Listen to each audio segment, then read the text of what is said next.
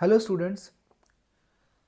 तो आज हम लोग ऑर्गेनिक केमिस्ट्री का रिएक्शन मैकेनिज्म शुरू करने वाले हैं।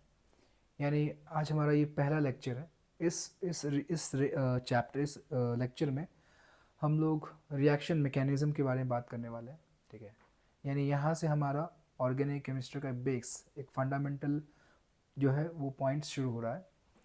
अभी तक आपने बेसिक नोमेनक्लेचर पढ़ा है और इवन कि आई होप कि आपको आइसोमेरिज्म के बारे में आइडिया है। तो अब हम लोग देखेंगे कि प्रोडक्ट्स फॉर्म कैसे होते हैं, मतलब कि हम लोग रिएक्शन मैकेनिज्म की बात कर रहे हैं। कहने का मतलब ये जो चैप्टर है ये बहुत इंपॉर्टेंट चैप्टर है। इंपॉर्टेंट चैप्टर एज इन जैसे आप लोग के मन में क्वेश्चन आता है कि जो टीचर्स होते हैं या फिर कोई भी स्टूडेंट्स हैं जो बहुत अच्छे से जिन्होंने पढ़ाई करी है, वो रिएक्शंस जो प्रोडक्ट्स है वो विद इन अ मोमेंट वो कैसे लिख देते हैं। आपने देखा होगा कुछ कंपाउंड दिए हुए हैं, मान लेते हैं हमारे पास अल्कोहल है, उसको हमने SOCl2 से रिएक्ट करवाया तो बन गया हमारा अल्काइल हैलाइड। ये हुआ कैसे? या फिर हमने लिया अल्काइल हैलाइड, लेट से हेलो अल्केन लिया, उसमें हमने एक्वस केवच वो ट्रीट किया उससे, तो बन गया हमारा लेट से अल्कोहल। लेकिन अगर अल्कोहलिक केवच हमने लिया, उसी सेम रिएजेंट में अगर हमने अल्कोहलिक केवच लिया तो वहाँ पर हमें एल्किन मिल जाता है, कुछ और प्रोडक्ट मिल जाता है। इसका मतलब पीछे रीज़न क्या रहा होगा, इसके पीछे मैकेनिज्म क्या रहा होगा, यानी वो रिएक्शन किस तरह से प्रोसीड कर रहा होगा, हम लोग उसके बारे में बात करने वाले हैं। यानी उस पॉइंट के बारे में बात कर रहे हैं कि रिएक्शंस बढ़ कैसे आगे कैसे प्रोसीड कर रहे हैं, किस तरह से रिएक्शंस आगे बढ़ रहे हैं।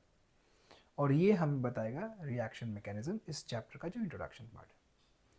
तो इसमें बहुत सारी चीज़ें आएंगी, तो हम लोग एक एक चीज़ को धीरे धीरे आराम से पढ़ेंगे और आगे बढ़ेंगे।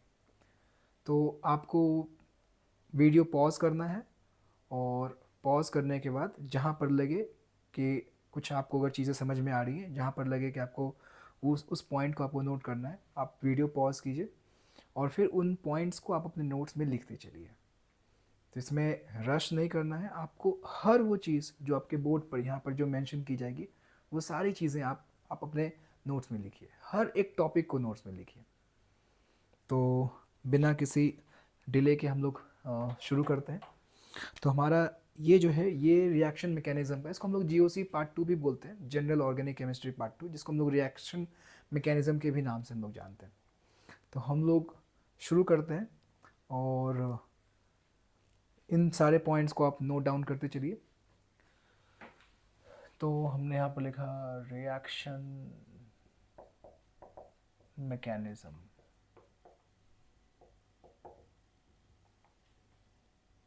और ये हमारा आज का जो है वो लेक्चर 1 है। ठीक है, तो यानी रिएक्शन मैकेनिज्म, इसका मतलब क्या होता है, यानी कोई भी रिएक्शन किस तरह से आगे बढ़ रहा है, आखिर ऐसा क्या हो रहा है। अब इसे एक एग्जाम्पल लेते हैं। मान लेते बहुत सारे स्टूडेंट्स हैं, ठीक है, आपको सेंटर आना, अपने स्कूल जाना है, आप घर से निकलते हैं तो बहुत सारे स्टूडेंट्स हैं जो कि डायरेक्टली घर से निकले अपने व्हीकल से, अपने साइकिल से या फिर अपने स्कूटी से, और डायरेक्टली वो स्कूल जाते हैं बिना कहीं रुके। मतलब उनका जो है स्टार्टिंग इनिशियल पॉइंट उनका घर हो गया, और जो फाइनल स्टेट है वो उनका स्कूल हो गया, वो वहाँ घर स्कूल पहुँच जाता है। लेकिन बहुत सारे स्टूडेंट्स ऐसे भी हैं जो बाय बस या बाय कैब या अदर ट्रांसपोर्ट के ज़रिए वो स्कूल जाते हैं। उनके उनका मोड ऑफ ट्रांसपोर्ट डिफरेंट होता है।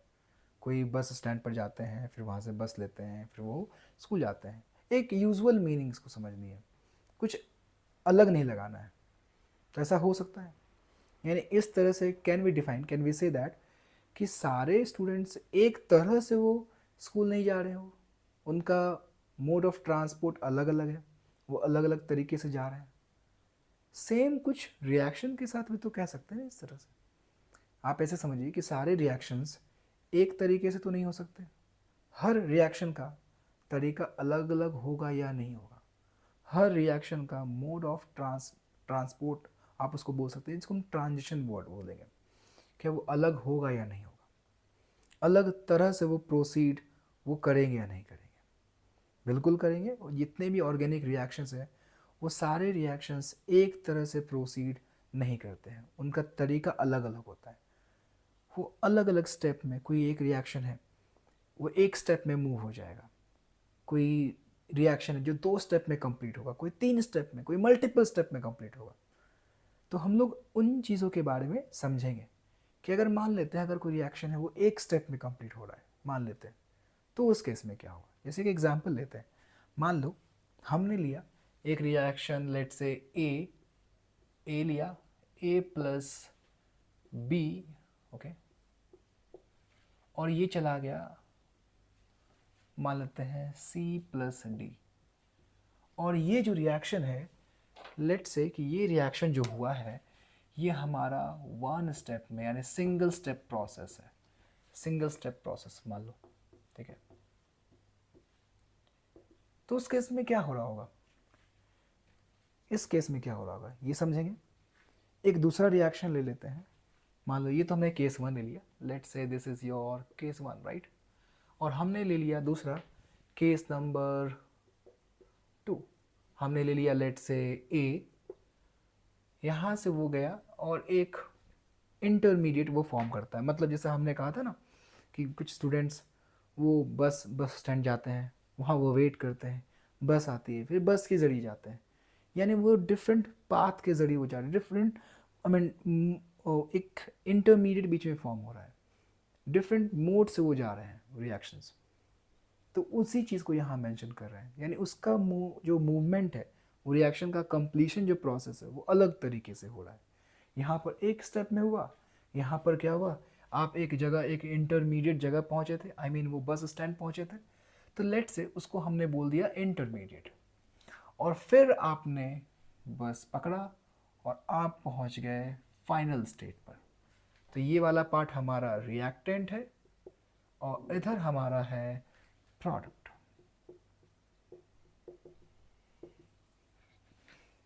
अब केस नंबर 3 लेते हैं हम लोग। थर्ड केस में हमने लिया कि सेम रिएक्शन है या अलग ही रिएक्शन मान लेते हैं, वो एक से ज़्यादा स्टेप में हो रहा है। लेट से वो 3 स्टेप में हो रहा है, यहाँ पर 2 स्टेप में हो रहा है, राइट। यहाँ पर हमने बोल दिया इंटरमीडिएट 1 बोल दिया, यहाँ से फिर गए हम लोग, यहाँ से एक और इंटरमीडिएट मिला जिसको हमने इंटरमीडिएट 2 बोल दिया, और इस बार हम लोग पहुँच जाते हैं फाइनल प्रोडक्ट पर। तो आप ये देख सकते हैं कि ये हमारा है डबल स्टेप प्रोसेस, और ये हमारा है triple step process. I hope आपको ये सारी चीज़ें समझ में आ रही होंगी। नाउ द क्वेश्चन इज कि ये जो एक स्टेप में जो हमारा रिएक्शन हुआ है, ठीक है, ये एक स्टेप में जो रिएक्शन हुआ है, इसमें आखिर इसकी प्रॉपर्टी क्या रही होगी, इसकी बिहेवियर क्या रही होगी, इसमें कौन कौन से स्टेट इन्वॉल्व हो रहे होंगे। तो केमिकल काइनेटिक्स में आपने थोड़ा बहुत कोलिजन थ्योरी पढ़ा होगा। कोलिजन थ्योरी ये बोलती है कि कोई भी 2 एटम जब कोलाइड करते हैं, इफेक्टिवली अगर कोलाइड करते हैं, प्रॉपर ओरिएंटेशन में अगर कोलाइड करते हैं, तो उससे हमारा प्रोडक्ट फॉर्म होता है। यानी सारे कोलिजन्स इफेक्टिव कोलिजन नहीं है, कुछ ही कोलिजन्स होते हैं, लाइक 1 लाख में एक ही कोलिजन जो होता है वो हमारा इफेक्टिव कोलिजन होता है, और उससे प्रोडक्ट्स बनते हैं। तो उस मोमेंट में, उस स्टेट में क्या होता है, पोटेंशियल एनर्जी जो है वो सिस्टम की बढ़ जाती है, और जिस मोमेंट पर पोटेंशियल एनर्जी बढ़ रही है, ठीक है, उस स्टेट को हम लोग ट्रांजिशन स्टेट बोलते हैं, जहाँ पर एक एक्टिवेटेड कॉम्प्लेक्स का फॉर्मेशन होता है।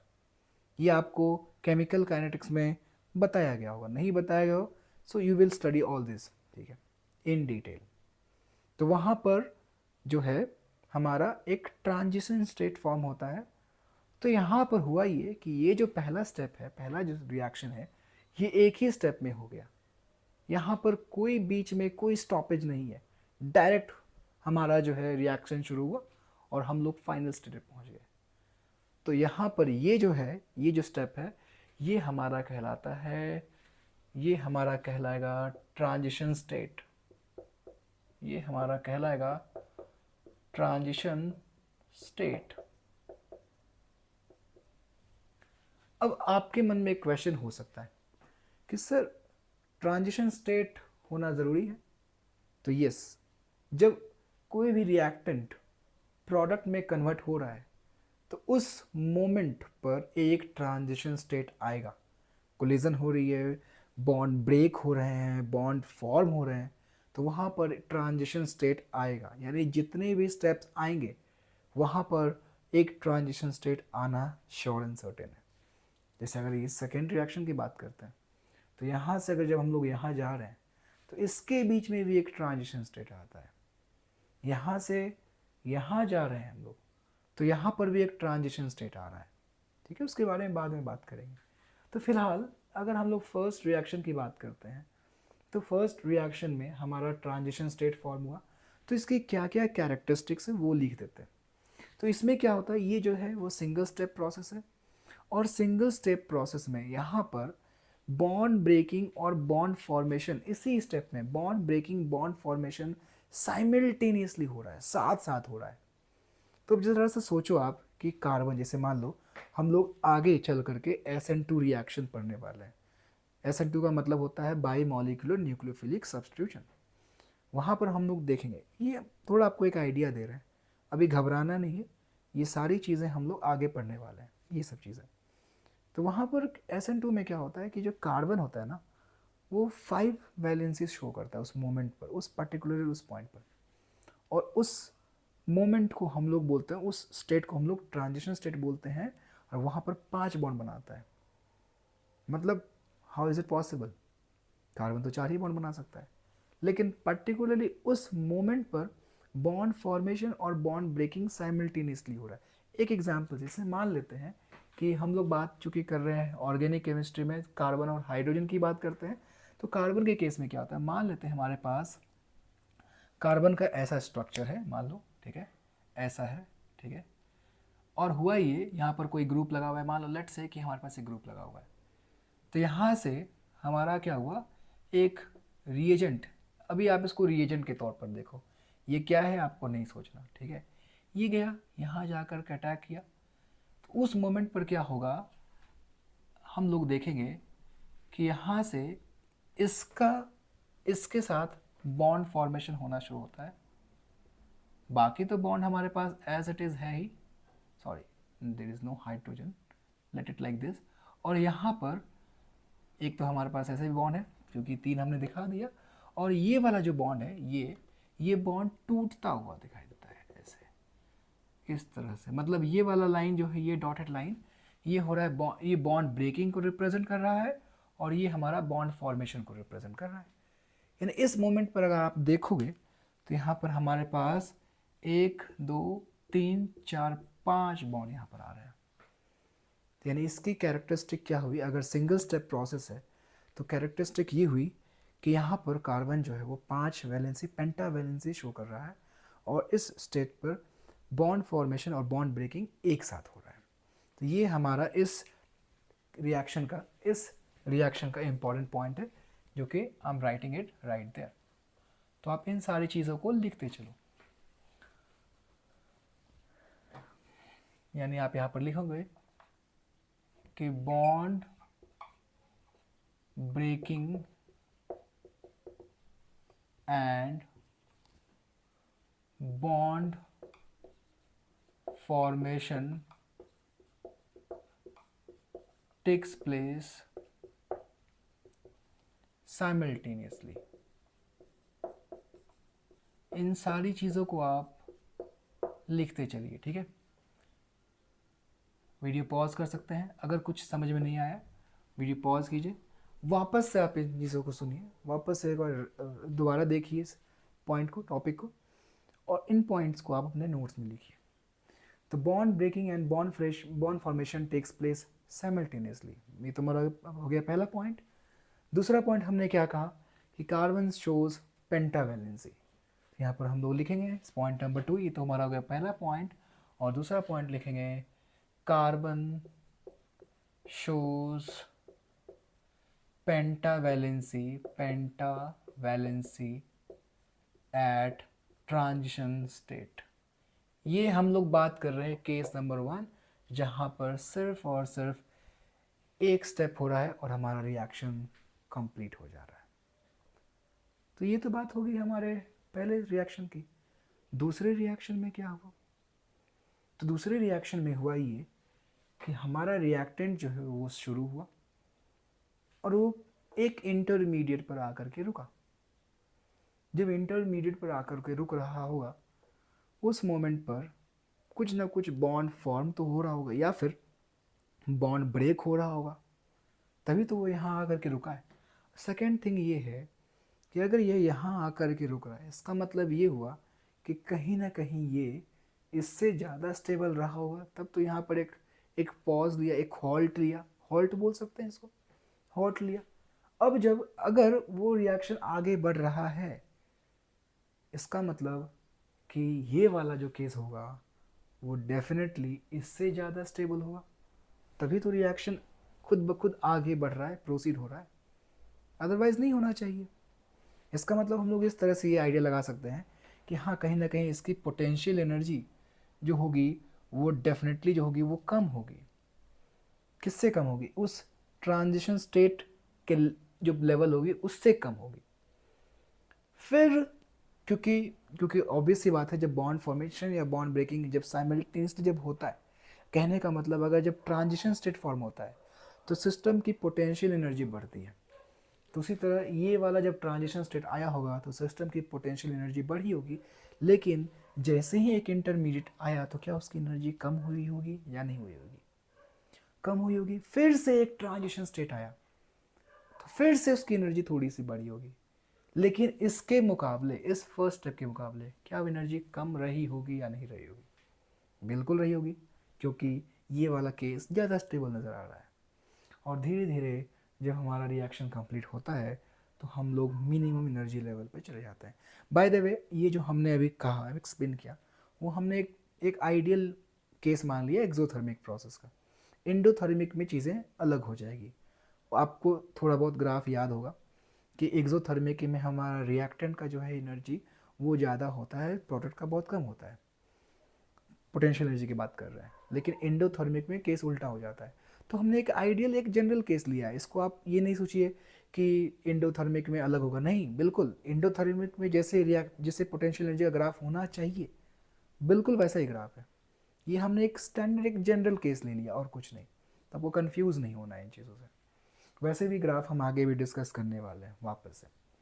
तो यहाँ पर क्या हुआ, कह सकते हैं, अगर पॉइंट लिखेंगे, important point, so can I से कि केस 2 में यहाँ पर एक इंटरमीडिएट फॉर्म हो रहा होगा, यानी intermediate formation takes place, intermediate formation takes place. बात आई समझ में? इसके अलावा और क्या इसका क्यूएसपी हो सकता है, क्या इसका पॉइंट हो सकता है? ठीक है, यहाँ पर ये वाला जो स्टेट होगा ये हमारा ट्रांजिशन स्टेट 1 कहलाएगा, यहाँ पर ट्रांजिशन स्टेट 2 आ गया। यानी आपने क्या देखा कि अगर डबल स्टेप प्रोसेस है तो मिनिमम ट्रांजिशन स्टेट जो होंगे वो 2 होंगे और एक ही इंटरमीडिएट फॉर्म हो रहा होगा। ये आपने देखा किसमें? डबल स्टेप प्रोसेस में। और ट्रिपल स्टेप प्रोसेस में क्या हो रहा है? यहाँ पर एक transition state, 2 transition state, 3 transition state. क्या बोल सकते हैं या नहीं बोल सकते? कितने इंटरमीडिएट? एक इंटरमीडिएट, 2 इंटरमीडिएट। तो ये हो गया ट्रिपल स्टेप प्रोसेस का रिएक्शन मैकेनिज्म। आई मीन कि वो 2 इंटरमीडिएट शो कर रहा है और 3 ट्रांजिशन स्टेट से जा रहा है। तो इससे आपने क्या समझा? आपने समझा कि सारे रिएक्शंस एक तरह से एक तरह से प्रोसीड नहीं करते, अलग अलग तरह से मूव करते हैं।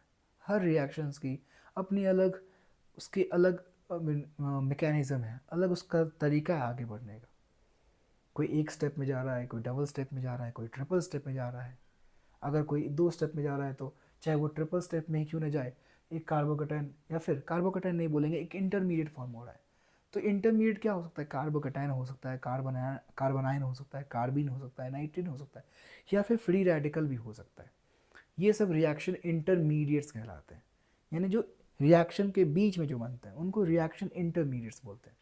जैसे आपने कार्बोकैटायन पढ़ा होगा, कार्बोनाइन भी पढ़ा होगा, फ्री रेडिकल सुना होगा। नहीं भी तो हम लोग इन सारी चीज़ों को इक्वली एक एक करके डिस्कस करने वाले हैं। आई होप ये वाला टॉपिक आपको समझ में आ गया होगा। तो अगर कोई पॉइंट है जो आपने सीखा, जो समझा, तो आप वीडियो पॉज कर सकते हैं और उन सारे पॉइंट्स को आप अच्छे से लिख सकते हैं। ठीक है, तो ये तो हमारा हो गया। और अब हम लोग बात करने वाले हैं पोटेंशियल एनर्जी कर्व के बारे में, यानी इन तीनों स्टेप में, तीनों केसेस में पोटेंशियल एनर्जी किस तरह से चेंज होगी। तो जैसा कि आपने केमिकल बॉन्डिंग में पढ़ा होगा कि जैसे जैसे हमारा रिएक्शन होता है, धीरे धीरे पोटेंशियल एनर्जी कम होती चली जाती है, क्योंकि बॉन्ड फॉर्मेशन होता है। तो अगर ज़्यादा स्टेबल प्रोडक्ट बनता है तो उसकी पोटेंशियल एनर्जी कम होती है। ठीक है, तो इन चीज़ों को दोबारा एक्सप्लेन कर देते हैं ग्राफ के साथ। तो case 1, case 2, case 3 as it is रहेगा ही हमारा।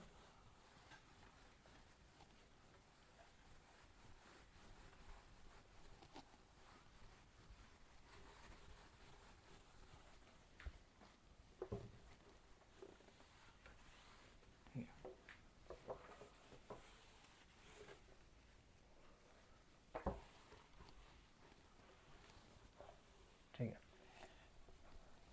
तो अब हम बात करने वाले हैं पोटेंशियल एनर्जी केस नंबर 1। वापस से लिखेंगे केस 1, और यहाँ पर देखेंगे पोटेंशियल एनर्जी किस तरह से चेंज हो रहा था एक सिंगल स्टेप में। तो हमारा ग्राफ कुछ ऐसा था, कर्व ऐसा आएगा। इस साइड हम लोग लिखते हैं पोटेंशियल एनर्जी, और इधर लिखते हैं प्रोग्रेस ऑफ द रिएक्शन, यानी रिएक्शन किस तरह से एक्स एक्सिस पर मूव कर रहा है। कभी कभी हम लोग रिएक्शन कोऑर्डिनेट भी लिखते हैं, बात बराबर है।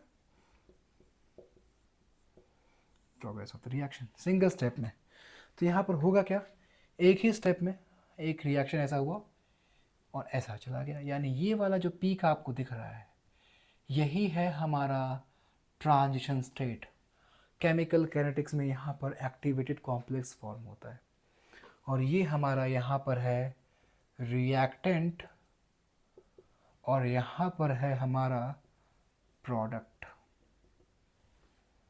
ये तो केस 1 हो गया, क्योंकि वहाँ पर इंटरमीडिएट फॉर्म हुआ ही नहीं था एक ही स्टेप में।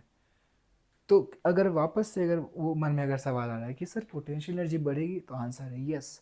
अगर जैसे ही कोलिजन होगा तो सिस्टम की पोटेंशियल एनर्जी बढ़ेगी, ये हमेशा याद रखना है, चाहे वो एंडोथर्मिक प्रोसेस हो चाहे एक्सोथर्मिक। अभी हमने एक आइडियल, एक जनरल एक्सोथर्मिक प्रोसेस लिया है।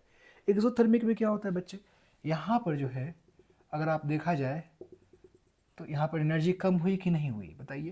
तो ये वाला जो है फेज, इसको हम लोग बोलते हैं, ये डेल्टा एच रिप्रेजेंट करता है हीट ऑफ द रिएक्शन, और ये एक्सोथर्मिक में लेस देन 0 होता है, यानी सिस्टम से सराउंडिंग में एनर्जी जाती है, हीट जाती है, इसीलिए वो वैल्यू हम लोग नेगेटिव में लिखते हैं। From the system it goes to the surrounding. खैर, ये हमारा केस नंबर 1 हो गया। अगर केस 2 की बात करें, उसमें क्या बताया था, उसमें बताया था कि जो रिएक्शन है वो एक स्टेप, दो स्टेप में हो रहा है, एक इंटरमीडिएट फॉर्म हो रहा है।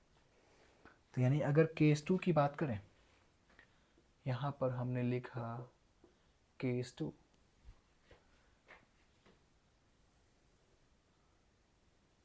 कुछ ऐसा रहेगा। और आपको याद होगा कि यहाँ पर हमने लिखा है पोटेंशियल एनर्जी, यहाँ पर प्रोग्रेस ऑफ द रिएक्शन, और यहाँ पर ग्राफ कुछ ऐसा जाएगा कि रिएक्टेंट से शुरू किया हमने, एक इंटरमीडिएट टच किया, एक ट्रांजिशन स्टेट टच किया, और आ गए एक इंटरमीडिएट पर। जैसे यहाँ पर आए, फिर यहाँ से एक और आया पीक, और ये आ गया। अगर दोनों के पीक के हाइट की बात करेंगे तो ये वाला डेफिनेटली जो है वो पीक इसका हाई होगा, तब तो वो एक इंटरमीडिएट पर यहाँ पर आकर के रुक रहा है, और क्योंकि यहाँ अगर रुक रहा है तो इसकी स्टेबिलिटी कहीं ना कहीं इससे ज़्यादा होगी इस स्टेट से। ठीक है, तो इसके बाद फिर से एक ट्रांजिशन स्टेट आएगा, ये वाला, तो आप देख सकते हैं, और फर्दर हमारा रिएक्शन फाइनल स्टेट पर पहुंच गया। तो यहाँ पर आप ये समझ सकते हैं कि ये हमारा है रिएक्टेंट, ये हमारा ट्रांजिशन स्टेट 1, यहाँ पर आएगा इंटरमीडिएट, यहाँ पर आएगा ट्रांजिशन स्टेट 2, और यहाँ पर आ जाएगा हमारा प्रोडक्ट। तो ये हमारा हो गया सेकेंड डबल स्टेप प्रोसेस। लेकिन अगर हमने कहा ट्रिपल स्टेप प्रोसेस, तो ट्रिपल स्टेप में क्या हो जाएगा? So I am erasing this part. अगर आपको लिखना है वीडियो पॉज कीजिए और लिखिए, ठीक है। So I am explaining the case number 3। तो उस केस में क्या हो जाएगा आप बता सकते हैं? थर्ड केस में क्या हो जाएगा? इस ग्राफ को आप देखो, कंपेयर करो, बताओ। यहाँ पर होगा ये कि वो हमें याद है कि थर्ड केस में हमारे पास 3 स्टेप प्रोसेस था ना, राइट? ट्रिपल स्टेप प्रोसेस था। तो उसमें हमारे पास 3 ट्रांजिशन स्टेट आ रहा था और 2 इंटरमीडिएट आ रहा था। तो हमने शुरू किया रिएक्शन, पहला ट्रांजिशन स्टेट, दूसरा ट्रांजिशन स्टेट और तीसरा। क्या ये ग्राफ आएगा या नहीं आएगा? यानी ये हमारा हो गया रिएक्टेंट वाला पार्ट, ये हो गया ट्रांजिशन स्टेट 1, ये हो गया ट्रांजिशन स्टेट 2, ये हो गया ट्रांजिशन स्टेट 3। आप देख सकते हो ये जो लोअर जो हमारा कर्व है, लोअर पार्ट, राइट? तो लोअर वाला हमारा इंटरमीडिएट कहलाएगा, याद रखना। यहाँ पर भी हमने लोअर को इंटरमीडिएट रिप्रेजेंट किया हुआ है, तो ये हमारा इंटरमीडिएट है, यहाँ पर भी इंटरमीडिएट है। तो इंटरमीडिएट 1, इंटरमीडिएट 2, और ये तो हमारा हो जाएगा प्रोडक्ट। ये हमारा है रिएक्टेंट। आई होप ये चीज़ें समझ में आ गई होंगी। तो ये था हमारा पोटेंशियल एनर्जी कर्व। लेकिन अगर आपसे एक क्वेश्चन पूछा जाए कि ये जो पोटेंशियल एनर्जी है, ठीक है, नहीं, उस क्वेश्चन पर आने से पहले एक क्वेश्चन पूछते हैं। अगर जो थर्ड केस जो आपने देखा था, ट्रिपल स्टेप प्रोसेस, उसमें अगर आपसे पूछा जाए कि मिनिमम ट्रांजिशन स्टेट कितना है, तो आपका आंसर क्या रहेगा? रिएक्शन वापस से लिख दे रहे हैं आपके कन्वीनियंस के लिए। यहाँ पर ए था, हम रुके एक इंटरमीडिएट 1 पर, वापस फिर शुरू हुआ, हम रुके इंटरमीडिएट 2 पर, और लास्ट में हम पहुँच गए प्रोडक्ट पर, ठीक है। तो यहाँ पर हमारा ट्रांजिशन स्टेट 1 है, ट्रांजिशन स्टेट 2 है, ट्रांजिशन स्टेट 3 है, राइट? मेरा क्वेश्चन ये है बच्चे कि इस केस में मिनिमम कितने ट्रांजिशन स्टेट पॉसिबल हैं? मिनिमम ट्रांजिशन स्टेट पॉसिबल कितने हैं? समझना पड़ेगा। क्या लगता है, 1 या 3 या 0? क्योंकि ये ट्रिपल स्टेप प्रोसेस है तो मिनिमम तो 3 होगा ही, उससे कम तो हो ही नहीं सकता। क्योंकि अगर उससे कम हो जाएगा तब तो फिर वो ट्रिपल स्टेप प्रोसेस कहलाएगा ही नहीं। वो अगर मान लेते हैं 2 हो गया तो उसका मिनिमम TS ट्रांजिशन स्टेट 2 हो गया तो डबल स्टेप प्रोसेस हो जाएगा। क्योंकि यहाँ पर 3 है तो मिनिमम ट्रांजिशन स्टेट पॉसिबल वो डेफिनेटली हमारा 3 होगा। लेकिन एक बात बताओ बच्चे, अगर हमने बोल दिया मैक्सिमम ट्रांजिशन स्टेट पॉसिबल हमने लिखा है, तो आप हमें बताइए कि मैक्सिमम कितने ट्रांजिशन स्टेट पॉसिबल है? यहाँ पर मैक्सिमम कितने ट्रांजिशन स्टेट पॉसिबल है?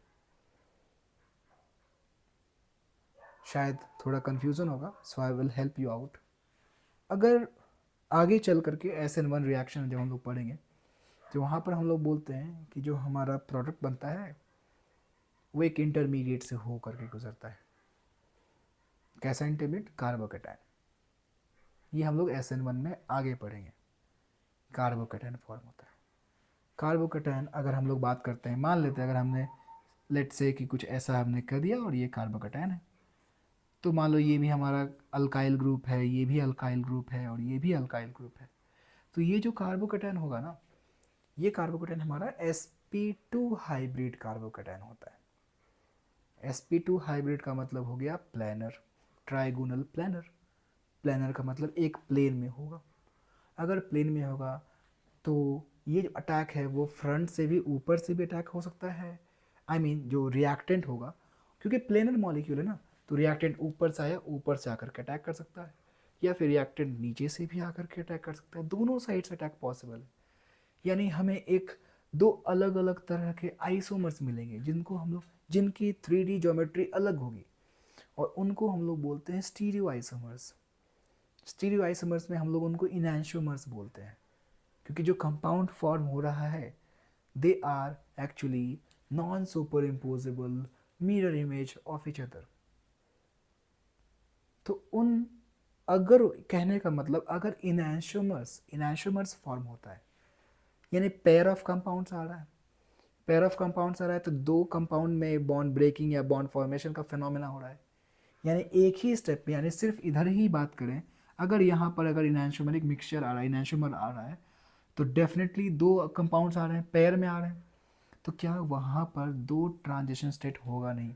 हर इच इंडिविजुअल पार्ट के लिए, इच इंडिविजुअल कंपाउंड के लिए एक ट्रांजिशन स्टेट होगा कि नहीं? जैसे मान लेते हैं डेक्स्ट्रो रोटेटरी, उसके लिए हो जाएगा, फिर लीवो वाला पार्ट उधर के लिए हो जाएगा। सेम अगर यहाँ पर भी वैसा ही एक हमारा एक ऑप्टिकली एक्टिव कंपाउंड बने, आई मीन मिक्सचर बने, जो कि इनैंशियोमर जिसमें हो, पेयर ऑफ इनैंशियोमर्स, तो क्या यहाँ पर भी इसके साथ भी दो और ट्रांजिशन स्टेट आएंगे या नहीं आएंगे? अगर कंपाउंड में भी वैसे ही आ जाए ऑप्टिकली एक्टिव पेयर ऑफ इनैंशियोमर्स, तो क्या वहाँ पर हमारे पास दो और ट्रांजिशन स्टेट आएगा या नहीं आएगा? यानी दो यहाँ, दो यहाँ, दो यहाँ, टोटल हमारे पास 6 ट्रांजिशन स्टेट आ जाएंगे। यानी मैक्सिमम पॉसिबल कितना है बच्चे? तो मैक्सिमम पॉसिबल है 6, लेकिन मिनिमम तो श्योर एंड सर्टेन 3 है ही, उससे कम तो हो ही नहीं सकता। So this is about the transition state. तो अगर केस 2 की बात करते हैं, केस 2 में हमारे पास सिर्फ एक इंटरमीडिएट फॉर्म हो रहा है, यानी दो ट्रांजिशन स्टेट, मिनिमम 2, मैक्सिमम 4। तो ये था आपका, अगर कोई रिएक्शन एक इंटरमीडिएट से हो करके गुजर रहा है, वहाँ पर ये चीज़ आएगी। लेकिन क्या ये चीज़ वन स्टेप में होगा? The answer is no. One step में ऐसा नहीं पॉसिबल है, क्योंकि एक ही स्टेप में बॉन्ड ब्रेकिंग, बॉन्ड फॉर्मेशन हो जाता है। अगर इंटरमीडिएट आएगा तो ऐसा चीज़, ऐसा कंडीशन आएगा, ऐसे कॉन्सेप्ट्स आएंगे। लेकिन अगर इंटरमीडिएट नहीं आ रहा है, यानी वन स्टेप प्रोसेस, तो वहाँ पर ऐसे केसेस नहीं आएंगे, सिर्फ एक ट्रांजिशन स्टेट आता है, मिनिमम भी 1 और मैक्सिमम भी 1। तो ये तो आपने समझ लिया ट्रांजिशन स्टेट के बारे में, हमने आपको पोटेंशियल एनर्जी कर्व भी बता दिया। और इसके आगे हम लोग पढ़ने वाले हैं हैमंड्स प्रिंसिपल, हैमंड्स पोस्टुलेट इसको बोलते हैं। तो लिखिए नेक्स्ट टॉपिक, हैमंड्स पोस्टुलेट।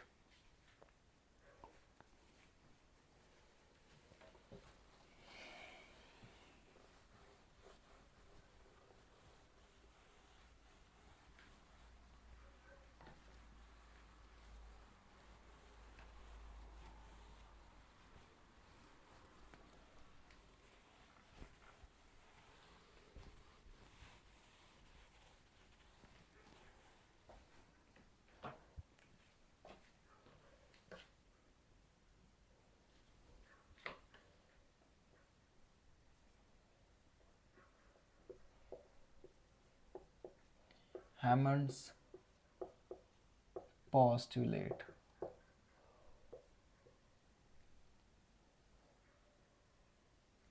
अब ये हैमंड्स पोस्टुलेट है क्या, इसको ज़रा ध्यान से समझते हैं। Hammond's postulate, Hammond was a scientist. मतलब हुआ ये कि जो ट्रांजिशन स्टेट फॉर्म हो रहा है, अगर आपको उसके बिहेवियर, उसकी प्रॉपर्टीज़ के बारे में समझना है, तो फिर आप हैमंड्स पोस्टुलेट को आप रेफ़र कर सकते हैं। अगर आपको समझना है कि वो, उसका बिहेवियर कैसा होगा, उसके प्रॉपर्टीज़ कैसे होंगे, तो कैरेक्टरिस्टिक्स कैसे होंगे, तो आप हैमंड्स पोस्टुलेट को आपको रेफ़र करना पड़ेगा। उसने उन्होंने उन्होंने कुछ स्टडीज़ की, और उस स्टडीज़ के अकॉर्डिंग उन्होंने कुछ पोस्टुलेट्स, कुछ theories the. So I will explain in detail. उन्होंने क्या किया, पहले आपको पहले ग्राफ समझना पड़ेगा। तो जैसे मान लो कि हम पहले एक्सोथर्मिक ग्राफ ले लेते हैं, ठीक है। तो एक्सोथर्मिक के केस में हमारा ग्राफ कुछ ऐसा आ जाएगा, ऐसा लिखा, कुछ ऐसा आ जाएगा, राइट। ये आ गया। तो ये हमारा है रिएक्टेंट, ये हमारा है प्रोडक्ट, और ये जो है ये हमारा ट्रांजिशन स्टेट है। ये हमने बात कर ली पोटेंशियल एनर्जी, और इधर हमारा रिएक्शन प्रोग्रेस। ये हमारा हो गया एक्सोथर्मिक प्रोसेस।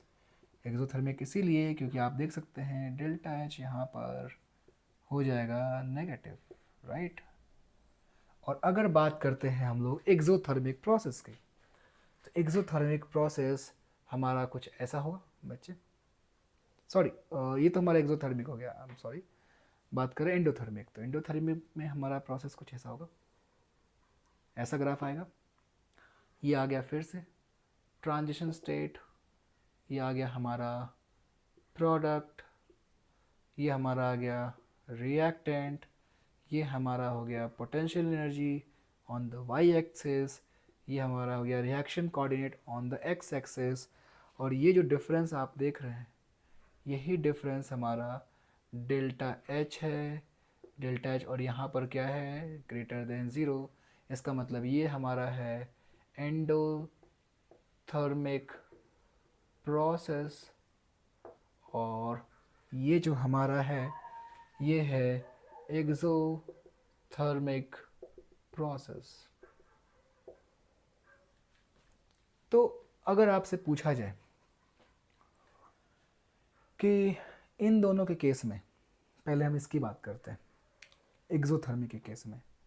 एक्सोथर्मिक के केस में ये जो ट्रांजिशन स्टेट है, इसकी पोटेंशियल एनर्जी किसके क्लोज में है, इस रिएक्टेंट के क्लोज में है या प्रोडक्ट के क्लोज में है। ज़रा देखो ना, यहाँ वैल्यू है, अगर डिफरेंस देखा जाए, डिस्टेंस देखा जाए, तो ये हो जाएगा रिएक्टेंट से, लेकिन इतना दूरी है प्रोडक्ट के केस में। इसका मतलब क्या कह सकते हैं कि जो ट्रांजिशन स्टेट है वो रिएक्टेंट से बहुत क्लोज है, उन दोनों की पोटेंशियल एनर्जी थोड़ी क्लोजर है, क्या कह सकते हैं। I mean the potential energy of transition state in exothermic process is closer to that of reactant. Can we say this or not? If yes, then it means यहीं पर हेमॉन्ड्स ने कहा था कि अगर कोई दो स्पेशीज़ अगर पोटेंशियली क्लोज हों, यानी उनकी पोटेंशियल एनर्जी अगर क्लोज हो या सिमिलर हो, सिमिलर नहीं बोलेंगे, आई मीन क्लोजर हो, तो एक जैसा बिहेवियर, एक जैसे केमिकल प्रॉपर्टीज़, एक जैसे प्रॉपर्टीज़ बेसिकली वो रिफ्लेक्ट करते हैं। प्रॉपर्टीज़ बोलना गलत हो, I mean chemical properties precisely बोलना गलत होगा, but yes to some extent they show the similar properties. I am explaining once again, summarise कर देते हैं इस पॉइंट को। अगर दो स्पेशीज़ वो उनकी पोटेंशियल एनर्जी अगर क्लोज़र हो, तो दोनों एक जैसे बिहेवियर रिफ्लेक्ट करते हैं। तो इस एक्सोथर्मिक प्रोसेस में ये जो ट्रांजिशन स्टेट है वो रिएक्टेंट के क्लोजर में, इसकी पोटेंशियल एनर्जी रिएक्टेंट के पोटेंशियल एनर्जी के क्लोज में है, तो ये इसकी तरह बिहेवियर रिफ्लेक्ट करेगा, कैरेक्टरिस्टिक रिफ्लेक्ट करेगा। लेकिन अगर बात करते हैं एंडोथर्मिक प्रोसेस, तो एंडोथर्मिक प्रोसेस में ट्रांजिशन स्टेट की जो पोटेंशियल एनर्जी है वो प्रोडक्ट के पोटेंशियल एनर्जी के क्लोजर है।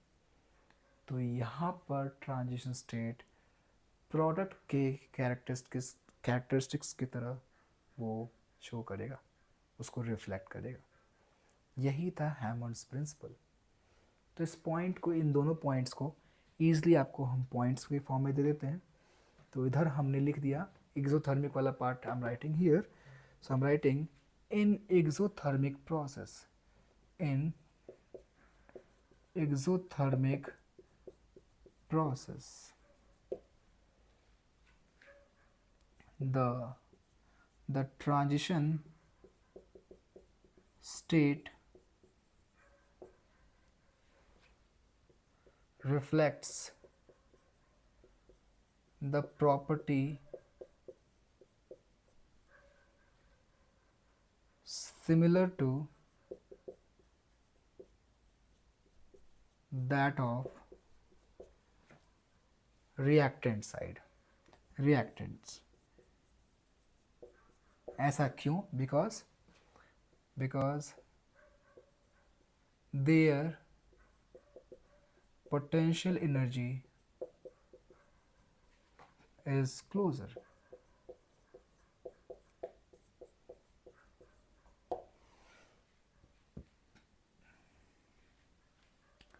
तो ये था हमारा Hammond's principle postulate for exothermic process.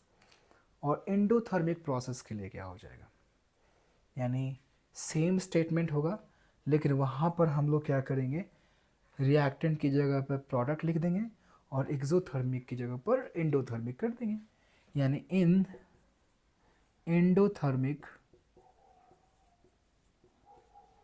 Process the transition state reflects the property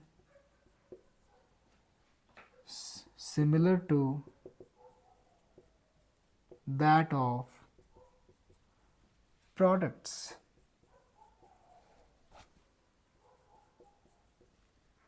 because their potential energy is closer.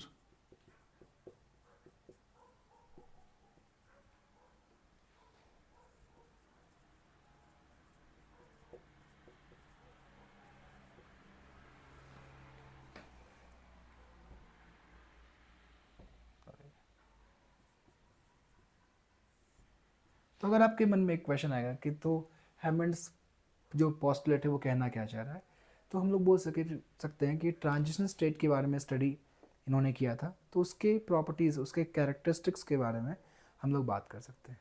तो अगर हमें ट्रांजिशन स्टेट के बारे में जानना है तो हम इस प्रॉपर्टीज़ पोस्टुलेट को यूज़ कर सकते हैं। सो इसका मतलब ये होगा, इसको हम लोग इस तरह से भी एक छोटा सा लिख सकते हैं, use to study about the characteristics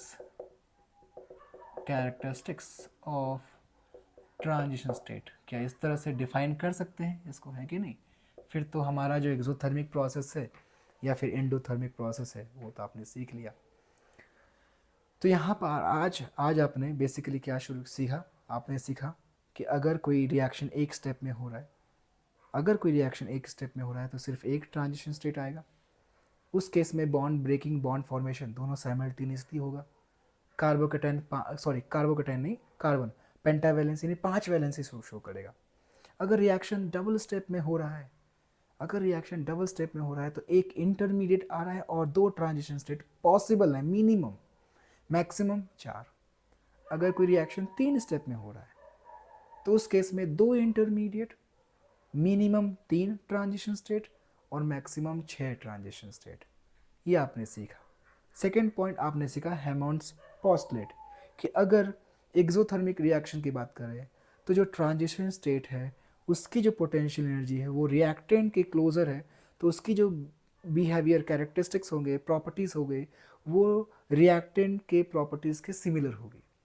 endothermic process में ट्रांजिशन स्टेट की पोटेंशियल एनर्जी प्रोडक्ट के पोटेंशियल एनर्जी के क्लोजर है, तो उसकी जो बिहेवियर, इस ट्रांजिशन स्टेट की जो बिहेवियर होगी वो प्रोडक्ट के प्रॉपर्टीज़ को रिफ्लेक्ट करेगी। तो ये हमारा फंडामेंटल था आज का। इसके बाद हम लोग आगे पढ़ने वाले हैं types of reagent, attacking reagent basically आप बोल सकते हैं। यानी जो रिएक्शन होता है उस रिएक्शन में कौन कौन से रीएजेंट्स इन्वॉल्व होते हैं, ठीक है? तो आप चाहें तो पहले इन पॉइंट्स को लिख सकते हैं।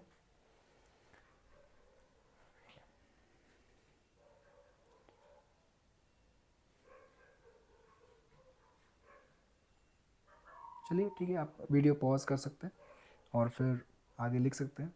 So I am going to erase it.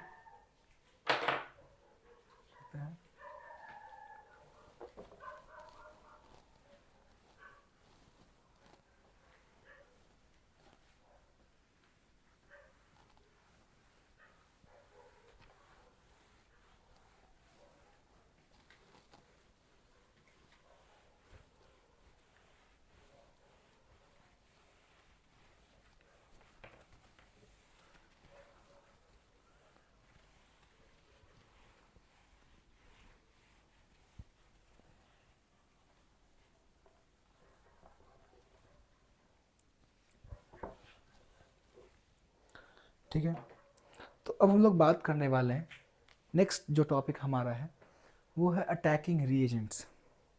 Reagents कितने तरह के हो सकते हैं? एक हमारा हो सकता है इलेक्ट्रोफाइल और दूसरा हमारा हो सकता है न्यूक्लियोफाइल। ठीक है, तो यहाँ पर लिख रहे हैं ज़रा इन चीज़ों को थोड़ा कवर अप करते हैं। ये आपको आइडिया आपको दिया भी गया था, है कि नहीं, इससे पहले। तो लिखते हैं अटैकिंग रीएजेंट्स।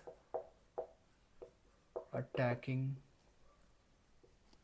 रीएजेंट्स, कौन कौन से रीएजेंट्स होंगे बच्चे बताइए?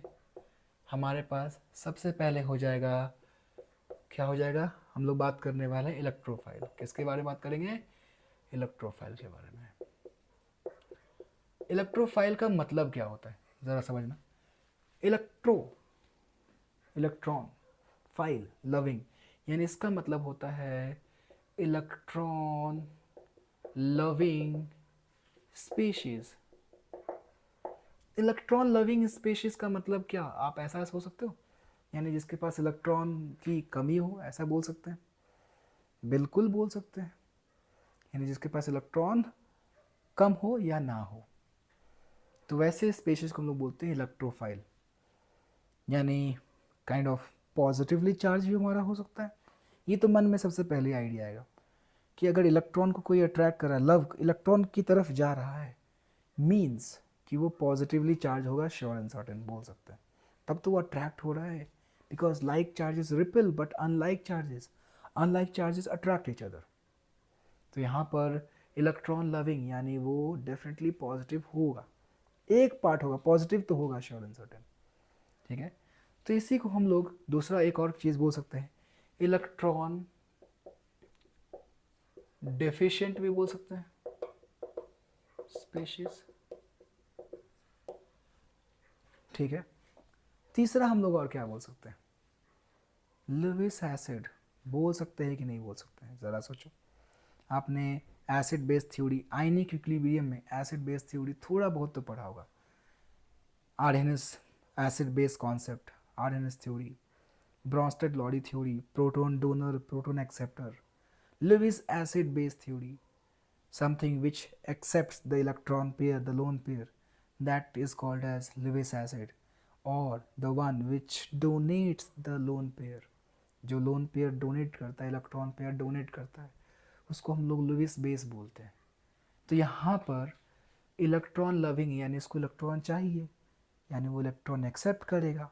अगर एक्सेप्ट करेगा तो क्या उसको हम लोग लुईस एसिड बोल सकते हैं या नहीं बोल सकते हैं? So we can say also as Lewis acid.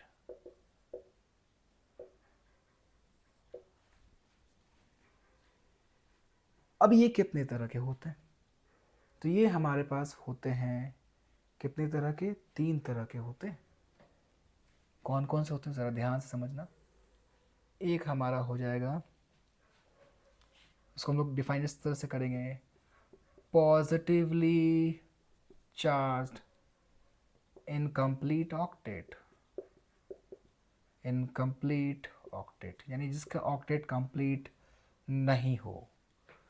दूसरा हमारा हो जाएगा न्यूट्रल मॉलिक्यूल इनकम्प्लीट ऑक्टेट,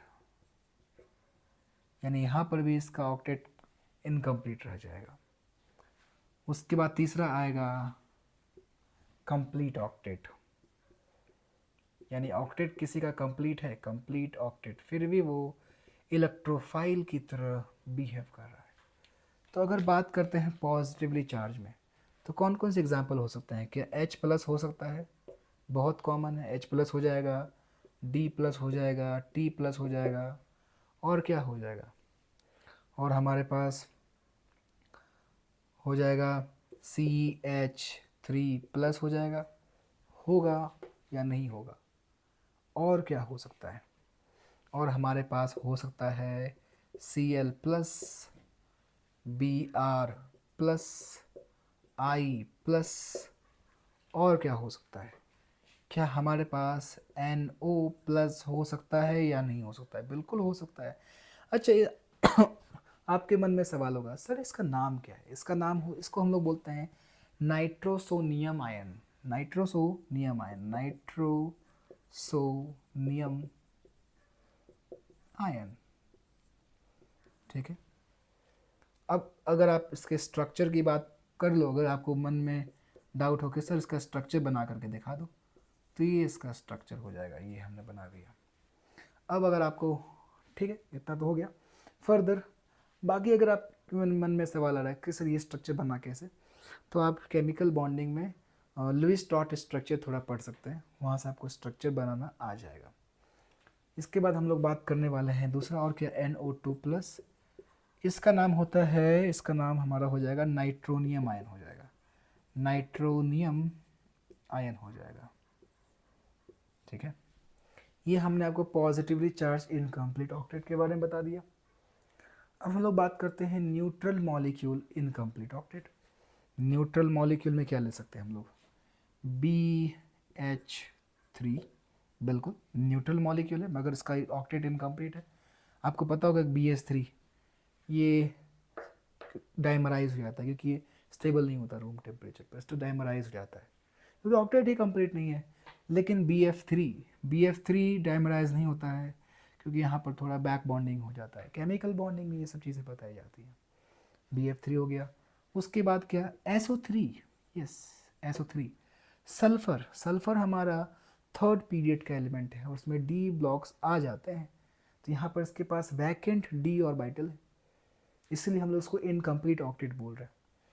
उसी तरह हम लोग बात कर सकते हैं SbCl5 FeCl3, एक बहुत कॉमन वर्ड कंपाउंड है, जो आप ऑलमोस्ट कहीं ना कहीं अभी तक तो देख ही लिए होंगे।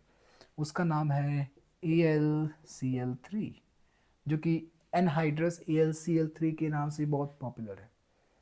So these are Lewis acid as well as these are electrophile।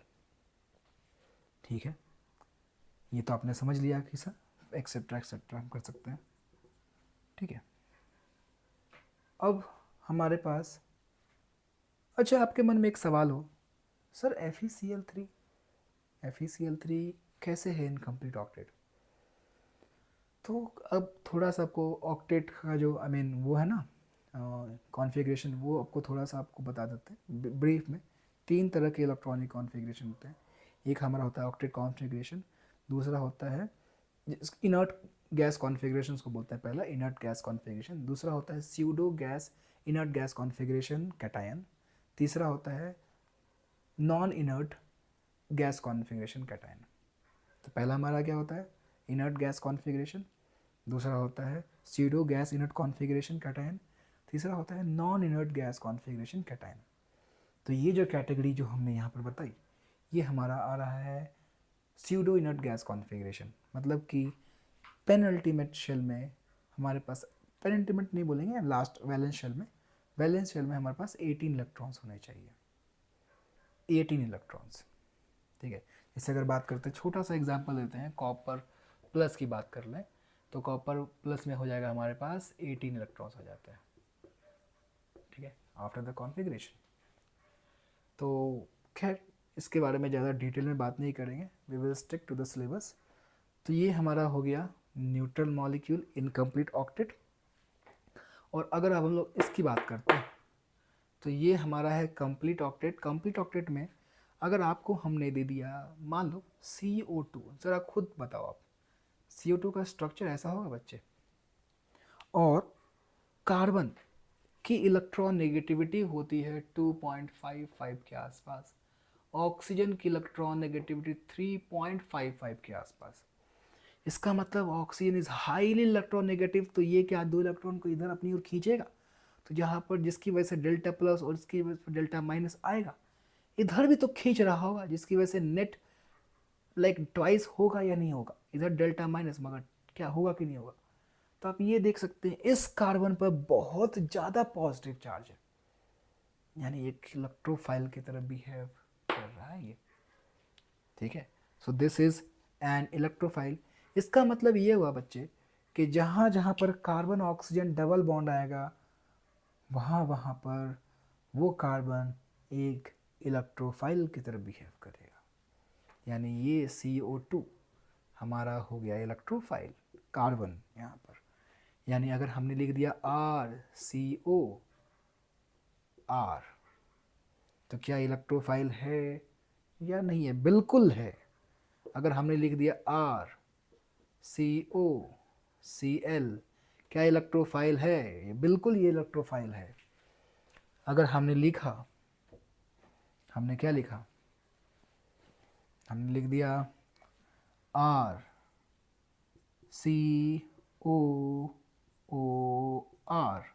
R dash बोल दो, आपको अलग नाम दे रहे हैं। ये हमारा होता है, बाय द वे किसी को अगर कन्फ्यूज़न है, आई एम रिपीटिंग, ये हमारा होता है कीटोन, ये हमारा होता है एसिड हैलाइड, ये हमारा होता है ईस्टर। एसिड एनहाइड्राइड भी हो सकता है, बिल्कुल हो सकता है। RCOOCOR, ये हमारा हो गया एसिड एनहाइड्राइड। और यहाँ पर एसिड एनहाइड्राइड, हमने बोला एसिड एनहाइड्राइड, ये कहा हमने, ठीक है, ये कहा इसके बारे में। तो बिल्कुल यहाँ पर हमारा हो जाएगा इलेक्ट्रोफाइल है। अच्छा, इसके अलावा और क्या हो सकता है? और हम लोग बात कर सकते हैं inter halogen compounds. Yes, ICl, BrCl, NOCl, wow, NOCl। NOCl का पता है बाय द वे? NOCl का जो एक नाम है, इसको टिंडल रीजन बोलते हैं, टिल्डन रिएजेंट, टिल्डन रिएजेंट भी बोलते हैं इसको, टिल्डन रिएजेंट, ठीक है। NOCl को हम लोग टिल्डन रिएजेंट भी बोलते हैं।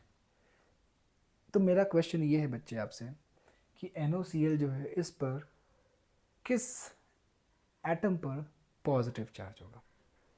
ज़रा सोचो, इस पर आते हैं, तब तक हम आगे ही लिख देते हैं ICl, फिर IN3, ठीक है। इसका नाम होता है आयोडीन अजाइड, इसका नाम हम कॉमन लिख दे रहे हैं आयोडीन अजाइड, ठीक है। यानी इसका स्ट्रक्चर कुछ ऐसा होगा, N3- ऐसा, आप ऐसा सोच सकते हो, ठीक है।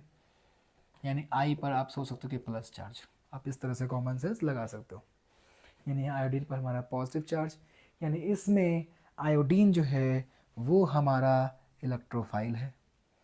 तो हम लोग वापस से इस क्वेश्चन पर आ रहे हैं। यहाँ पर तो आपको दिख गया होगा, ये हमारा है इलेक्ट्रोफिलिक साइट, ये है कार्बन है इलेक्ट्रोफिलिक साइट, कार्बन कार्बन। अब इस दोनों में कौन है इलेक्ट्रोफाइल? जिसकी इलेक्ट्रोनेगेटिविटी ज़्यादा, वो हमारा नेगेटिव चार्ज की तरफ बिहेव करेगा, और जिसकी इलेक्ट्रॉन नेगेटिविटी कम, उस पर पॉजिटिव ऑक्सीडेशन नंबर आएगा। यानी chlorine is more electron negative, तो इसलिए इस पर आएगा डेल्टा नेगेटिव, तो इस पर क्या आ जाएगा? Delta positive. उसी तरह यानी ये हमारा इलेक्ट्रोफिलिक साइट है, उसी तरह ब्रोमीन हमारा इलेक्ट्रोफिलिक साइट है। अगर बात करते हैं इसकी NOCl की, तो आपको एक छोटा सा हिंट दे देते हैं। मान लो इसका स्ट्रक्चर पहले देख लेते हैं। तो इसका स्ट्रक्चर हमारा हो जाएगा N+O Cl, ऐसा है। अब इस लीनियर पर मत जाना, बस आप विजुलाइज कीजिए, थोड़ा समझने की कोशिश कीजिए, ठीक है। ये नहीं सोचना है कि सर ये तो बेंट होगा क्योंकि यहाँ पर लोन पे आ रहा है, उतना नहीं सोचना है, बस अभी इतना समझ लो, ठीक है।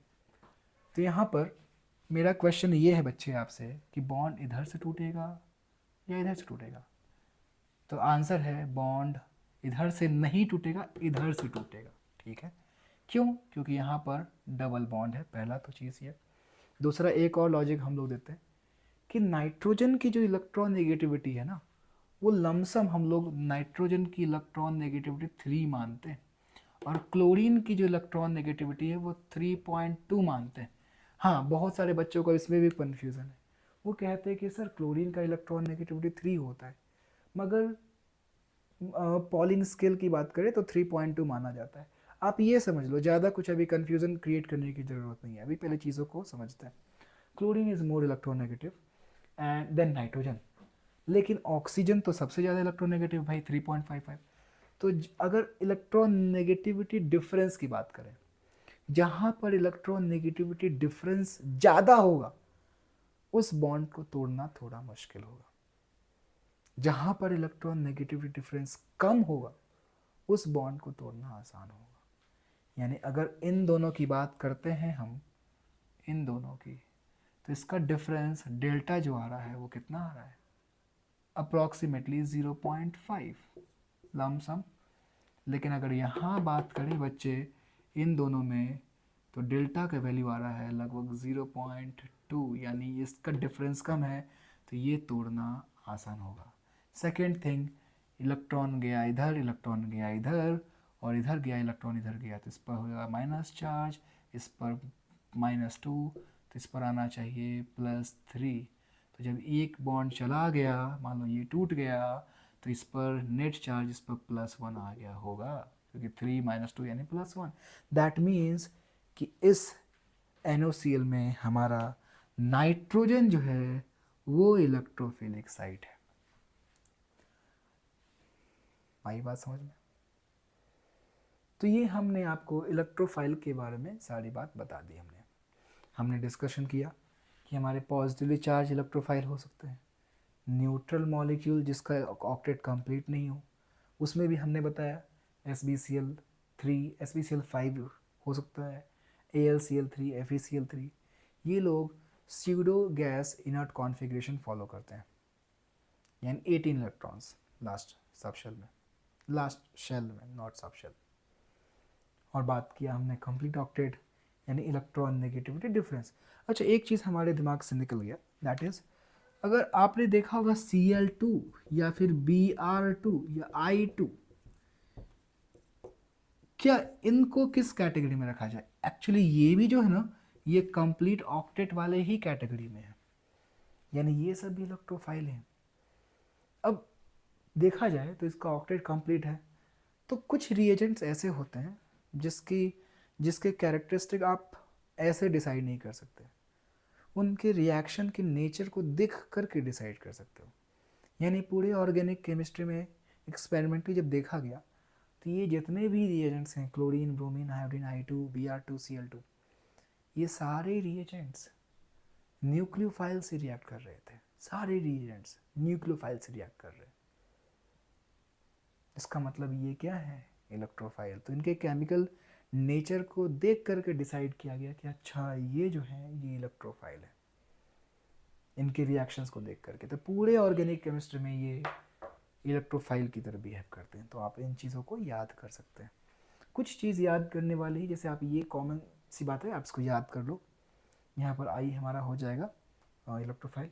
बाकी ये तो आप थोड़ा बहुत देख सकते हो, आइडिया लग गया होगा, क्योंकि यहाँ पर ऑक्टेट कंप्लीट है ही नहीं, तो इलेक्ट्रॉन पे एक्सेप्ट करेगा, क्योंकि they are Lewis acids, right.